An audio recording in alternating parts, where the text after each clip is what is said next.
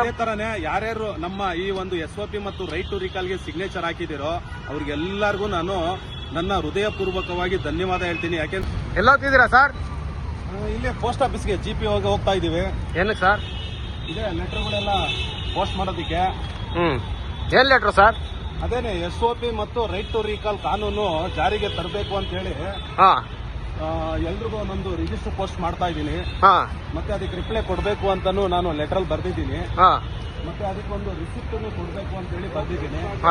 So ಅದಕ್ಕೇನೆ ಇಲ್ಲಿ GPO post ಆಫೀಸಿಗೆ ಬಂದಿದ್ದೀನಿ. ನೋಡಿ ಇಲ್ಲೇ ಇದ್ದಾರೆ ಅಂಬೇಡ್ಕರ್ ಅವರು.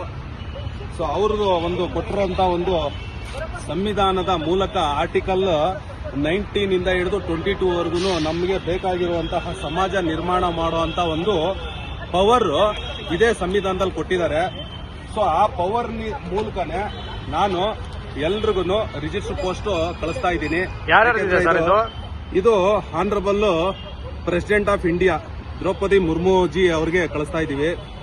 ಅದಾದ್ಮೇಲೆ honourable speaker of the Lok Sabha Om Birla G ಅವರಿಗೆ ಕಳಿಸ್ತಾ ಇದ್ದೀವಿ.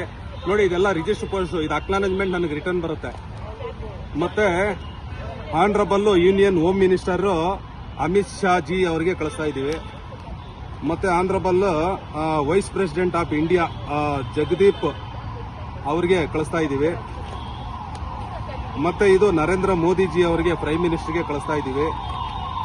ಮತ್ತೆ ಇದು ಚೀಫ್ ಜಸ್ಟಿಸ್ ಆಫ್ ಇಂಡಿಯಾ ಅಂದ್ರೆ ನ್ಯಾಯಾಧೀಶರು, ಸುಪ್ರೀಂ ಕೋರ್ಟ್ ನ್ಯಾಯಾಧೀಶರಿಗೆ. ಮತ್ತೆ ಇದು chief minister of Karnataka Siddaramaiah ಅವರಿಗೆ ಕಳಿಸ್ತಾ ಇದ್ದೀವಿ. ಯಾಕಂದ್ರೆ ಕರ್ನಾಟಕದಲ್ಲೂ ನಮ್ಗೆ ಇದು ಬರಲೇಬೇಕು.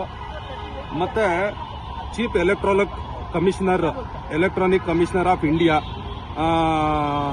ಅದು ಅವ್ರಿಗೂ ಅಂದ್ರೆ ನಮ್ಮ ಭಾರತ ದೇಶದ ಉನ್ನತ ಯಾರು ಎಲೆಕ್ಷನ್ ಕಮಿಷನರ್ ಇದ್ದಾರೆ ಅವ್ರಿಗೂ ಕಳಿಸ್ತಾ ಇದ್ದೀವಿ. ಮತ್ತೆ ಇದು chief electoral officer of Karnataka. ಯಾಕಂದ್ರೆ ಇವಾಗ ನೆಕ್ಸ್ಟ್ BBMP ಮತ್ತು ಅದಕ್ಕೆ ಮುಂಚೆನೆ ಆದ್ರೆ ತುಂಬಾ ಒಳ್ಳೇದು. SOP ಮತ್ತು ರೈಟ್ ಟು ರಿಕಾಲ್ ಕಾನೂನಲ್ಲಿ ಬರಬೇಕು. ಸೊ ಇಷ್ಟು ಜನಕ್ಕೆ ನಾವು ಇದು ಸ್ಪೀಡ್ ಪೋಸ್ಟ್ ಮೂಲಕ ಕಳಿಸ್ತಾ ಇದ್ದೀವಿ. ಆಲ್ರೆಡಿ ನಾವು ಇವರಿಗೆ ರಾಜ್ಯಪಾಲರಿಗೆ ಕೊಟ್ಟಿದ್ದೀವಿ. ಸೊ ಹಾಗಾಗಿ ರಾಜ್ಯಪಾಲರಿಗೆ ನಾವು ಇಲ್ಲೇ ಪಕ್ಕದಲ್ಲಿರೋದ್ರಿಂದ ಕೈಯೆಲ್ಲ ಕೊಟ್ಟು ಅಕ್ನಾಲೇಜ್ಮೆಂಟ್ ಕೊಟ್ಟಿದ್ದಾರೆ ಅವರು. ಸೊ ಅದೇ ತರನೇ ಇವ್ರಿಗೆಲ್ಲರೂ ಅಕ್ನಾಲೇಜ್ಮೆಂಟ್ ಕೊಡೋದಕ್ಕೋಸ್ಕರ ಇದು ರಿಜಿಸ್ಟರ್ ಪೋಸ್ಟ್, ಇದು ಅಕ್ನಾಲೇಜ್ಮೆಂಟ್ ನಮಗೆ ರಿಟರ್ನ್ ಬರುತ್ತೆ. ಸೊ ಇದು ನಾವೆಲ್ಲರೂ ಜವಾಬ್ದಾರಿ ತಗೊಂಡು ಕೇಳಿದ್ರೆ ಖಂಡಿತ ನಮಗೆ ಸಂವಿಧಾನದಲ್ಲಿ ಹಕ್ಕೊಟ್ಟಿದ್ದಾರೆ. ಆರ್ಟಿಕಲ್ 19 ಇಂದ ಹಿಡಿದು 22 ವರೆಗೂ ಪ್ರತಿಯೊಂದನ್ನು ನೀವೇನ್ ಬೇಕಾದ್ರೂ ಕೇಳಬಹುದು, ಇಲ್ಲಿ ನೀವೇ ಮಾಲೀಕರು ಅಂತ ಇದು ಸೂಚಿಸುತ್ತೆ. ಆ ಒಂದು ಪವರ್ ಸಂವಿಧಾನದಲ್ಲೇ ನಮಗೆ ಕೊಟ್ಟೈತೆ. ಸೊ ಅದರಿಂದ ನಾವು ಇವತ್ತು SOP ಮತ್ತು ರೈಟ್ ಟು ರಿಕಾಲ್ ಕಾನೂನಲ್ಲಿ ಜಾರಿಗೆ ಬಂದ್ಬಿಟ್ರೆ ಖಂಡಿತ ನಮ್ಗೆಲ್ರಿಗೂ ನಮ್ಮ ಕೈಲಿ ಅಂದ್ರೆ ಜನಗಳ ಕೈಲಿ ಅಧಿಕಾರ ಇರುತ್ತೆ. ಜನಗಳೇ ಮಾಲೀಕರು, ಪ್ರಭುಗಳು ಅನ್ನೋದು ಪ್ರೂವ್ ಆಗ್ಬಿಡುತ್ತೆ. ಅದಿಲ್ಲ ಅಂದ್ರೂ ನಾವೆಲ್ಲರೂ ಜವಾಬ್ದಾರಿ ತಗೊಂಡು ಕೇಳಿದ್ರೆ ಖಂಡಿತ ಬರುತ್ತೆ. ಅದೇ ತರ ಒಂದು ಪಕ್ಷನೂ ಇದೆ, ಆ ಪಕ್ಷಕ್ಕೂ ನೀವು ಸೆಲೆಕ್ಟ್ ಮಾಡ್ಕೊಬಹುದು. ಆಲ್ರೆಡಿ ನಾವು ಇದನ್ನ SOP ಮತ್ತು ರೈಟ್ ಟು ರಿಕಾಲ್ ಅಳವಡಿಸಿಕೊಂಡಿರುವಂತಹ ಪಕ್ಷಗಳು ಇದಾವೆ. ಅದನ್ನು ನೀವು ತಗೊಂಡು ಅದ್ರ ಮೂಲಕನೂ ಅವ್ರನ್ನ ಎಲೆಕ್ಟ್ ಮಾಡ್ಕೊಂಡು ನಮ್ಮ ಕೈಲಿ ಅಧಿಕಾರ ಇಟ್ಕೊಳ್ಳುವಂತ ಅವಕಾಶಗಳು ಇದಾವೆ.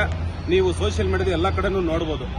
ಸರ್ ಒಂದು ಪ್ರಶ್ನೆ ಹೇಳಿ. ಇಷ್ಟೆಲ್ಲ ಮಾಡ್ತಿದ್ದೀರಲ್ಲ ಸರ್, ಹೌದು, ನಿಮ್ಗೆ ಏನಾದ್ರು ಲಾಭ ಆಗುತ್ತಾ? ಖಂಡಿತ ಇಲ್ಲ. ಯಾಕೆ ಅಂತಂದ್ರೆ ನನಗೆ ಲಾಭ ನನಗೊಬ್ಬನಿಗೆ ಆಗಲ್ಲ. ಇದೇನಾದ್ರೂ ಆದ್ರೆ ಇಡೀ ದೇಶಕ್ಕೆ ಪ್ರತಿಯೊಬ್ಬರಿಗೂ ಲಾಭ ಆಗತ್ತೆ. ಯಾಕೆಂದ್ರೆ ನಾನು ಒಬ್ಬ ಅಸಾಮಾನ್ಯ ಪ್ರಜೆಯಾಗಿ ಒಳ್ಳೆ ವಿಚಾರವಂತ ಪ್ರಜ್ಞಾವಂತರಾಗಿ ನಾವು ಸುಮ್ಮನೆ ಮನಿಕೊಂಡ್ಬಿಟ್ರೆ ಯಾರು ಈ ವಿಚಾರವಂತರು ಇಲ್ದಿರಲ್ವೋ, ವಿಚಾರವಂತರ ಆದರೂ ಸುಮ್ಮನಿದ್ದರದೇ ದೇಶಕ್ಕೆ ಒಂದು ಕೆಟ್ಟದ್ದು. ಅದೇ ತರನೇ ನಾವು ವಿಚಾರವಂತರೇನೆ ನಾವು ಮನ್ಕೊಂಡ್ಬಿಟ್ರೆ ಹೆಂಗೆ? ಅದಕ್ಕೋಸ್ಕರ ನಾವು ಪ್ರತಿ ಕ್ಷಣ ಪ್ರತಿದಿನ ನಮ್ಮ ಕೈಲಾದಷ್ಟು ಸೋಷಿಯಲ್ ಮೀಡಿಯಾ ಮೂಲಕ ಒಳ್ಳೆ ಅವೇರ್ನೆಸ್ ಕೊಡೋದಾಗ್ಲಿ ಅಥವಾ ಈ ತರದ್ದು ಒಂದು ಕಾನೂನು ರೀತಿಯಲ್ಲಿ ಬರೋದಾಗ್ಲಿ ಅಥವಾ ಜನಗಳಿಗೆ ಅವೇರ್ನೆಸ್ ಕೊಡೋದಾಗ್ಲಿ ಪ್ರತಿಯೊಂದು ನಾವು ಮಾಡ್ತಾನೆ ಇರ್ತೀವಿ. ಆಫ್ಲೈನ್ ಅಲ್ಲೂ ಮಾಡ್ತಾ ಇರ್ತೀವಿ. ವಿಡಿಯೋದಲ್ಲಿ ಕಮ್ಮಿ ಬರೋದು, ಆದ್ರೆ ವಿಡಿಯೋ ಅಲ್ಲದೆ ಮೆಟ್ರೋದಲ್ಲಿ ಹೋಗ್ತಾ ಬರ್ತಾನು ನಾವು ಹೇಳ್ತಾ ಇರ್ತೀವಿ. ಸೊ ಇದು ಸರ್ ಇನ್ನೊಂದು ಹೇಳಿ. ನೀವು ಹೇಳಿದ್ರಿ ನಾವು ಬರ್ದಿರೋದ್ನೆಲ್ಲ ಸಂವಿಧಾನದಲ್ಲಿ ಕೊಟ್ಟಿದ್ದಾರೆ, ನಮ್ಗೆ ಪ್ರಶ್ನೆ ಮಾಡಕ್ಕೆ ಕೇಳಬಹುದು ನಾವು ಅಂತ. ಹೌದು. ಸೊ ಆದ್ರೆ ನಾವು ಆಯ್ಕೆ ಮಾಡಿರ್ತಕ್ಕಂಥ ನಮ್ಮ ಮಾತು ಕೇಳ್ತಾರೆ ಅನ್ನೋ ಒಂದು ನಂಬಿಕೆ ನಿಮ್ಗೆ ಇದೆಯಾ ಸರ್? ಅಲ್ಲ, ಅದೇನೆ ನೋಡಿ, ನಾವು ಎಲೆಕ್ಷನ್ ಟೈಮ್ ಅಲ್ಲಿ ವಿಚಾರಕ್ಕೆ ವೋಟ್ ಹಾಕಿದಾಗ ನಮ್ ಕೈಲಿ ಕೇಳೋ ರೈಟ್ಸ್ ನಮ್ಗಿದೆ. ಆಮೇಲೆ ಎಲೆಕ್ಷನ್ಗಿಂತ ಮುಂಚೆ ಇಲ್ಲಪ್ಪ ನೀನ್ 5 ವರ್ಷನೂ ನಾನು ಹೇಳ್ದಂಗೆ ಕೆಲಸ ಮಾಡ್ತೀಯಾ, ಆಮೇಲೆ 5 ವರ್ಷನೂ ನನಗೆ ಲೆಕ್ಕ ಕೊಡ್ತೀಯಾ, ಆಮೇಲೆ ನಾನು ಹೇಳ್ದಂಗೆ ಕೆಲಸ ಮಾಡ್ಲಿಲ್ಲ ಅಂದ್ರೆ ನೀನ್ ರಾಜೀನಾಮೆ ಕೊಟ್ಟು ಹೋಗ್ಬೇಕು ಅಂತ ನಾವು ಕೇಳೇ ಇಲ್ಲ. ಅದಕ್ಕೇನೆ ಇದು ಬರ್ತಾ ಇಲ್ಲ. ಇವಾಗ ಏನ್ ಮಾಡ್ತಾ ಇದೀವಿ ನಾವು, ಏನೋ ಚಿಲ್ಲರೆ ಕಾಸು ಕೊಡ್ತಾರೆ 2,000 3,000 ಅಥವಾ ಓಟ್ಗೆ ಇಷ್ಟು ಅಥವಾ ಕುಕ್ಕರು ನಿಕ್ಕರು ಎಣ್ಣೆ ಬಾಡೂಟ ಅಂತ ಹೋಗಿರೋ ತಪ್ಪು ನಮ್ದಲ್ವಾ. ನಾವು ಬದಲಾದ್ರೆ, ನಾವು ಜವಾಬ್ದಾರಿ ತಗೊಂಡ್ರೆ, ಆಮೇಲೆ ನಾವು ಪ್ರಶ್ನೆ ಮಾಡಿದ್ರೆ ಖಂಡಿತ ಇದೆಲ್ಲ ಸಾಧ್ಯ. ಸರ್ ಇನ್ನೊಂದು ಪ್ರಶ್ನೆ, ಅಂಬೇಡ್ಕರ್ ಅವರು ನಮಗೆ ಓಟ್ ಕೊಟ್ಟಿರೋದು ನಾವು ಗೆಲ್ಲಲಿಕ್ಕ ಅಥವಾ ಬೇರೆನ ಗೆಲ್ಲಿಸ್ತೇವೆ? ನಾವು ಗೆಲ್ಲೋದಕ್ಕೆ. ಏನಕ್ಕೆ ಅಂತ ಹೇಳಿದ್ರೆ ಇತ್ತೀಚಿನ ದಿನಮಾನಗಳಲ್ಲಿ ನೋಡ್ತಾ ಇದೀವಿ, ನಾವು ಸೋಷಿಯಲ್ ಮೀಡಿಯಾದಲ್ಲಿ ನೋಡ್ತಾ ಇದೀವಿ, ಕೆಲವೊಂದು ಶೋಗಳಲ್ಲಿ ರಿಯಾಲಿಟಿ ಶೋಗಳು ನೋಡ್ತಿದೀವಿ. ಹೌದು, ನಾವು ಗೆಲ್ಲಕ್ಕಿಂತ ಇನ್ನೊಬ್ಬರನ್ನ ಗೆಲ್ಲಿಸ್ಲಿಕ್ಕೆ ನಮ್ಮ ಓಟನ್ನ ನಾವು ನಮ್ಮ ಸಮಯನ ಕಳೀತಾ ಇದೀವಲ್ವಾ? ನಿಜ ನೋಡಿ. ಇದಕ್ಕೆ ನೀವೇನ್ ಹೇಳ್ತೀರಿ? ಡೈರೆಕ್ಟ್ ಆಗಿ ಹೇಳ್ಬಿಡ್ತೀನಿ, ಬಿಗ್ ಬಾಸ್ ನೋಡೋದಿಕ್ಕೆ ಕಣ್ಣಲ್ಲಿ ನೀರು ಬಿಟ್ಕೊಂಡು ಇವರೇ ಗೆಲ್ಬೇಕು ಅಂತ ರ್ಯಾಲಿಗಳು ಮಾಡಿದ್ದಾರೆ, ಹೋರಾಟಗಳು ಮಾಡಿದ್ದಾರೆ. ಇನ್ನೊಬ್ರು ಕಂಟೆಸ್ಟೆಂಟ್ ದುಡ್ಡು ಕೊಟ್ಬಿಟ್ಟು ಎಲ್ಲರ ಹತ್ರನೂ ಓಟ್ ಹಾಕಿಸ್ತಾ ಇದ್ದಾರೆ ಅಂತ ಪ್ರೊಟೆಸ್ಟ್ ಮಾಡ್ತಾ ಇದ್ದಾರೆ. ಇದು ಮೋಸ ಅಂತ ಹೇಳ್ತಾ ಇದ್ದಾರೆ. ಅದೇ ತರ ರಿಯಲ್ ಎಲೆಕ್ಷನ್ ಬಂದಾಗ ನಾವು ನಿಜವಾಗ್ಲೂ ವಿಚಾರವಂತರಾಗಿ ಅವಾಗ್ಲೂ ಇದೇ ತರ ಪ್ರಶ್ನೆ ಮಾಡಿದ್ರೆ ಖಂಡಿತ ಇದು ಸಾಧ್ಯ ಆಗತ್ತೆ.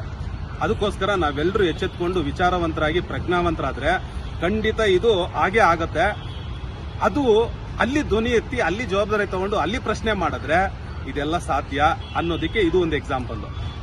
Thank you sir. ಅಂದ್ರೆ ನೀವು ಹೇಳ್ತಿರೋದು ಇಲ್ಲಿ ಸೋಷಿಯಲ್ ಮೀಡಿಯಾದಲ್ಲಿ ಪ್ರಶ್ನೆ ಮಾಡೋರು ನೀವು ನಿಮ್ಮ ಜೀವನದ ಅಭಿವೃದ್ಧಿಗೆ ನೀವು ಪ್ರಶ್ನೆ ಮಾಡಿದ್ರೆ ಸರಿಯಾಗುತ್ತೆ. 100% ನೀವು ಅವಾಗ ನಿಜವಾದ ಕೋಟ್ಯಾಧೀಶ್ವರ್ ಯಾರು ಅನ್ನೋದು ನಿಮ್ಗೆ ಅರ್ಥ ಆಗತ್ತೆ. ಓಕೆ. ಸೊ ಅವಾಗ ಒಳ್ಳೆ ಸ್ಕೂಲ್ ಬರುತ್ತೆ, ಹಾಸ್ಪಿಟಲ್ ಬರುತ್ತೆ, ಒಳ್ಳೆ ಇನ್ಫ್ರಾಸ್ಟ್ರಕ್ಚರ್ ಬರುತ್ತೆ, ಒಳ್ಳೆ ವ್ಯವಸ್ಥೆ ಬರುತ್ತೆ. ಆಮೇಲೆ 5 ವರ್ಷನೂ ಬೈಕ್ ಅನ್ನು ತಿರ್ಗಾಡೋ ಅವಶ್ಯಕತೆ ಇರಲ್ಲ, ಕಸ ಎಲ್ಲಂದ್ರಲ್ಲೇ ಬಿಸಾಕೋ ಅವಶ್ಯಕತೆ ಇರಲ್ಲ, ಗುಂಡಿಗಳಿರಲ್ಲ. ಆಮೇಲೆ ಒಳ್ಳೆ ವ್ಯವಸ್ಥೆ ಬಂದಿರೋದ್ರಿಂದ MLA ನಾವ್ ಹೇಳ್ದಂಗೆ ಕೆಲಸ ಮಾಡೋ ಕಾರ್ಮಿಕ ಅಂತ ನಿಮ್ಗೆ ಅರ್ಥ ಆಗತ್ತೆ. ಅವಾಗ ಅಯ್ಯೋ ನಾವ್ ಇಷ್ಟ ದಿನ ಎಂತ ಮೂರ್ಖತನದಿಂದ ಬದುಕಿದ್ವಿ, ಒಂಥರ ಗುಲಾಮೀಕರಣದಿಂದಾನೇ ಬದುಕಿದ್ವಿ ಅನ್ನೋದು ನಿಮ್ಗೆ ಅವಾಗ ಅರ್ಥ ಆಗತ್ತೆ. ಸೊ ನೀವ್ ಹೇಳ ನೋಡಿ, ರಿಯಾಲಿಟಿ ಶೋ ನಲ್ಲಿ ಇರ್ತಕ್ಕಂಥ ಹೀರೋಗಿಂತ ರಿಯಲ್ ಹೀರೋ ನೀವಾಗ್ಬಿಡ್ತೀರಾ ಅವಾಗ 100% ಅಂತ. ಖಂಡಿತ. Okay sir, thank you. ನಿಮ್ ಕೆಲಸಕ್ಕೆ ನಮ್ದು ಸಪೋರ್ಟ್ ಇರುತ್ತೆ ಖಂಡಿತ.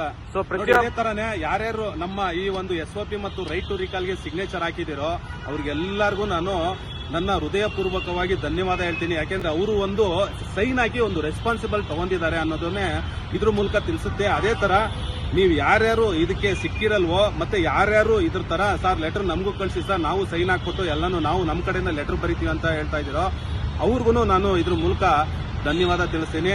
ಎಲ್ಲರೂ ಈ ತರ ಜವಾಬ್ದಾರಿ ತಗೊಂಡ್ರೆ ನೆಕ್ಸ್ಟ್ ಎಲೆಕ್ಷನ್ ಅಲ್ಲೇನೆ ಇದು ಬದಲಾವಣೆ ಬಂದ್ಬಿಡುತ್ತೆ. ಅದು ನಮ್ಗೆ ಕೊಟ್ಟಿರೋಂತ ರೈಟ್ಸ್ ನೋಡಿ ಅಂಬೇಡ್ಕರ್ ಅವರು. ಸೊ ಅಂಬೇಡ್ಕರ್ಗೆ ಅವಾಗ ನಿಜವಾಗ್ಲೂ ನಾವೆಲ್ಲರೂ ಗೌರವ ಕೊಡೋ ತರ ಆಗತ್ತೆ. ಸೊ ಎಲ್ರಿಗೂ ನಮಸ್ಕಾರ. ಜೈ ಕರ್ನಾಟಕ, ಜೈ ಹಿಂದ್, ನಮಸ್ತೆ.